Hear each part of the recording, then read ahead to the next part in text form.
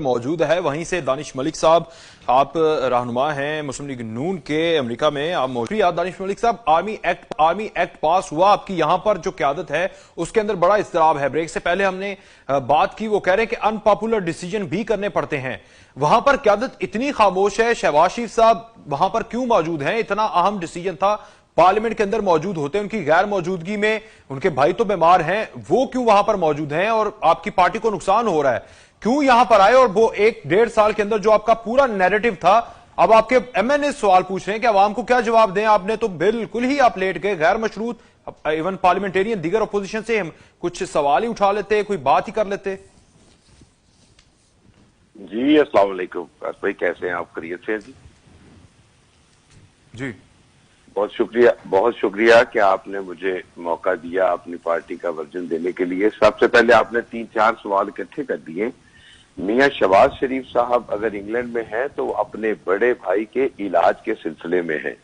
آپ خود دیکھیں، ہم سب فیملی والے ہیں، جن کی فیملی ہوتی ہے انہیں اس بات کا احساس ہوتا ہے کہ پالیٹکس ہو، بزنس ہو، کچھ بھی ہو، زندگی ہے تو سب کچھ ہے۔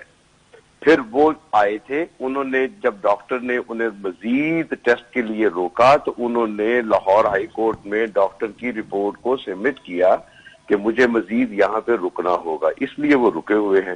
پھر آپ کا نیکسٹ کویشچن ہے کہ جی خاموشی کیوں ہے؟ خاموشی کب ہے جی؟ کس نے کہا کہ خاموشی ہے؟ اگر خاموشی ہوتی تو کیا یہ بل پاس ہوتا؟ خاموشی تو نہیں ہے۔ جو ڈائریکشن میاں نواز شریف صاحب نے دی اس پہ من و من عمل کیا گیا۔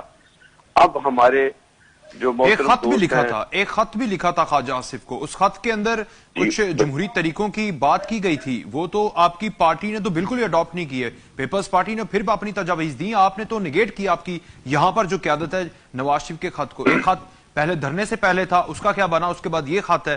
ایسا لگ رہا ہے جیسے نواز شریف کے جو احکامات ہوتے ہیں ان کو نگیٹ کیا جاتا رہا ہے اور جا رہا ہے۔ آپ یہ دیکھیں، ایسی بات کوئی نہیں ہے، صرف بات کو بگاڑا جا رہا ہے۔ آپ یہ دیکھیں کہ آج سے پہلے کیا آرمی چیف ہماری پاک فوج ہے، ہم اپنی پاک فوج سے پیار کرتے ہیں۔ یہ لوگ جو ایک رومر بناتے ہیں کہ جی مسلم لیگ نون کی فوج کے ساتھ کوئی تلخی ہے، نیور، ایسی کوئی بات نہیں ہے۔ لیکن میاں نواز شریف نے کبھی زندگی میں جب بھی اقتدار میں آئے ہیں کبھی آرمی چیف کو ایکسٹینشن نہیں دی۔ اب یہ جو بل پاس ہوا یہ پہلے بھی ہوتا آیا ہے، لیکن سپریم کورٹ کے آرڈر پر صرف بل بنایا گیا کہ اس کے تحریر پہ لے ہو۔ اب دیکھنا یہ ہے کہ موجودہ سلیکٹڈ گورنمنٹ کیا اس کو ایکسٹینشن دیتی ہے؟ دینی نہیں چاہیے۔ ہم نے ایکسٹینشن دینے کا بل پاس نہیں کیا، اس قانون کو بنایا۔ جو دے گا عوام کے سامنے جواب دے بھی وہی ہوگا۔ اس لیے اب اس گورنمنٹ کو سوچنا ہے کہ اگر وہ ان کو ہمارے محترم آرمی چیف صاحب کو ایکسٹینشن دیتی ہے تو عوام کیا بیوقوف ہے؟ اس کو نظر نہیں آ رہا عوام کو؟ اچھا مجھے یہ بتائیں کہ آپ کی بات ہوئی ہے شہباز شریف صاحب سے، نواز شریف صاحب سے، کیا وہ آ کے پارلیمنٹرین کو جواب دیں گے جو انہوں نے کل پارلیمانی اجلاس میں سوالات کیوں نہیں دیں گے؟ کیوں میاں صاحب آ رہے ہیں، جیسے ہی میاں صاحب وہ وہاں سے ویسے پریس کانفرنس کر دیتے ہیں، اپنے اوپر لگے الزامات، شہزاد اکبر کے لگائے گئے الزامات کے جواب میں کر دیتے ہیں۔ یہاں پر اتنا آپ کے خود کے پارلیمنٹرین سوال پوچھ رہے ہیں تو اتنا گیپ ہے، وہ کہیں جو فون کی ایکسس سے دور تو نہیں بیٹھے ہوئے، نہ میڈیا کی ایکسس سے دور بیٹھے ہوئے۔ یہ بھی بڑی اچھی بات ہے، آپ بہت اچھی بات کی آپ نے۔ چلیں یہ کتنی اچھی بات ہے کہ ہمارے اپنے دوست بھائی پارلیمنٹرین مسلم لیگ نون کے جو ہیں کہ وہ ہم سے سوال پوچھ رہے ہیں۔ ہم کارکن ہیں، ہم بھی پوچھ رہے ہیں، تو اتنا رائٹ تو ہے نا۔ تو ایک دوست بڑا اچھا کل پارلیمنٹرین کو کہہ رہا تھا، اس نے کہا پنجابی میں کہ یار ہمارا کوئی ایک بات تو مان جاؤ، آپ تو ایک ماہ میں کتنے یو ٹرن لیتے ہو؟ ہم نے تو یہ یو ٹرن نہیں ہے، لیکن ہم نے سپریم کورٹ کے آرڈر کو اوبے کیا ہے۔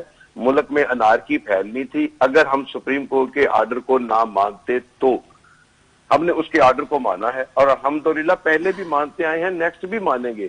مسئلہ یہ ہے کہ پہلے بھی وزیر اعظم اور صدر کے پاس اختیار تھا کہ وہ آرمی چیف صاحب کو ایکسٹینشن دے، لیکن میاں نواز شریف نے کبھی نہیں دی۔ اب اس گورنمنٹ اگر دیتی ہے تو اس کا جواب انہوں نے دینا ہے۔ ہم نے اس پہ تو کوئی ایگریمنٹ نہیں کیا کہ جناب اس کو ایکسٹینشن دے دیں، ایسا تو کہیں نہیں ہوا۔ یہ تو بل پاس نہیں ہوا کہ جی ان کو ایکسٹینشن دینی چاہیے۔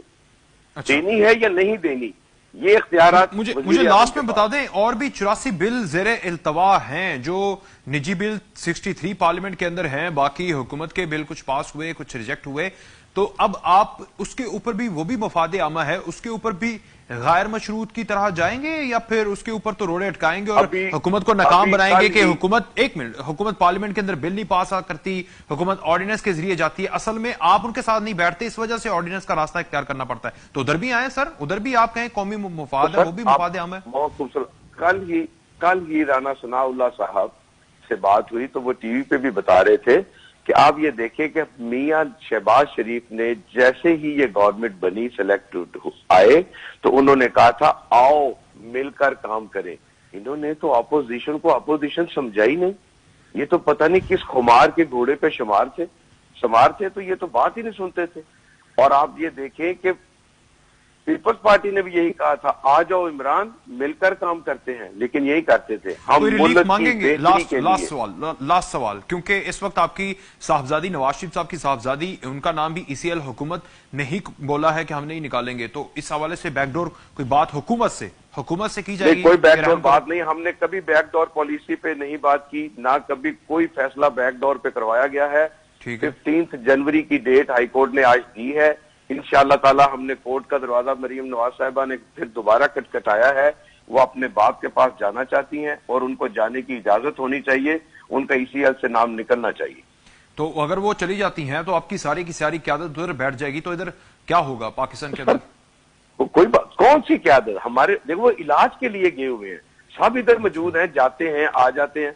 अभी तो जब ये गए हुए थे ख्वाजा आसिफ साहब, तो सारे कहते थे लो जी वो चले गए, वापस नहीं आएंगे, तो वापस भी आ गए।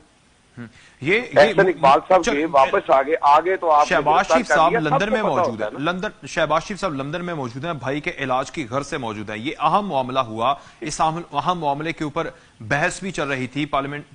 जो दीगर पार्टीज हैं, पीपल्स पार्टी अपने पार्लियामानी इजलास करती रही, आपकी पार्टी बिल्कुल खामोश रही, क्योंकि आपके लीडर शहबाज शरीफ वहां पर मौजूद थे। तो लंदन कोई दुनिया से बाहर नहीं है, वहां से आया जा सकता था, 2 दिन के लिए यहां पर स्टे करते, इजलास में बिठाते, मुशावरत करते, वापस चले जाते।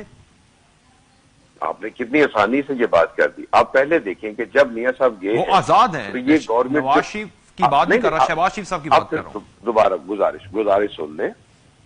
मियां शहबाज शरीफ साहब जब अब गए हैं लास्ट टाइम लंदन, तो वो एज अ केयर टेकर ही गए हैं ना भाई के साथ। अगर वो वापस आ जाते हैं तो भाई का पीछे क्या बनेगा? वो उन दोनों ये तो आप भी इतनी आसानी से बात कर लेते हैं। उनके दोनों साहबजादे माशाल्लाह वो अरबों में खेल रहे हैं माशाल्लाह, उनके ऊपर इल्जामात हैं तहरीक इंसाफ के मुताबिक, वो वहां पर एवन फील्ड अपार्टमेंट के मालिक हैं। वो इतने मासूम तो नहीं है कि अपने वालिद का अब देखें, अगर वो मालिक हैं तो क्या बीमार को छोड़ दे? मालिक हैं तो वो हैं, ठीक है, वो तो ऐसी कोई प्रॉब्लम नहीं। अब क्या भाई को छोड़ दिया जाए कि भी इजलास में आ जाओ? पहले कौन सा काम रुक गया? कोई काम तो नहीं रुका। लेकिन और शहबाज शरीफ साहब गैर हाजिर रहे, शहबाज शरीफ साहब गैर हाजिर रहे, अहम इजलास में अपोजिशन लीडर गैर हाजिर रहा। कमजोरी नहीं है? तब मुल्क में नहीं था तो गैर हाजिर ही होना था ना। ठीक है, वही बात है ना कि मुल्क में होना चाहिए था, आ जाते। पर वो होना चाहिए था, प्रॉब्लम भी समझिए खुदा की तरफ से। अल्लाह ताला शुक्रिया दानिश मलिक साहब, वो इंशाल्लाह